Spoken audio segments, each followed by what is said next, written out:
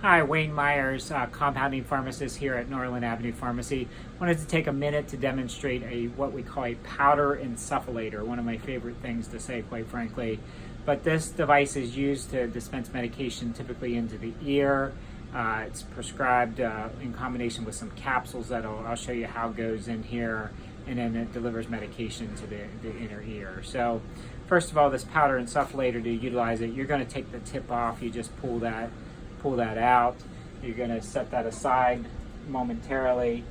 The capsules that we get, typically CSF capsule, they're probably going to look a little yellow, but you're going to take that apart, and with the most of the medication in, you're going to insert in here, and as I'm demonstrating here, you probably need to make sure you're putting that not real close to the edge, because that could fall off.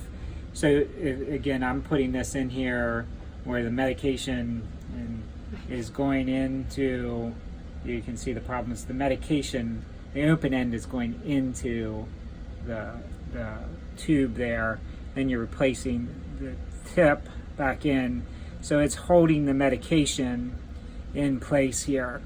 And so when you store it, you want to store it in maybe a glass, or as I have a prescription bottle here, but then the medicine's ready to deliver, and you're just going to put it gently into the ear, and then you're going to puff it. So I don't want to make a mess, so see how some of the medication goes in with each dispense. You can see some of the powder coming out, and that's the right amount of medication that's getting into the ear canal. Now typically that capsule is going to hold enough medication to last for a week if you're using it twice a day, so you want to keep that in mind. Again, usually CSF is refrigerated. You can store this in the refrigerator. Just again, you want to keep it upright.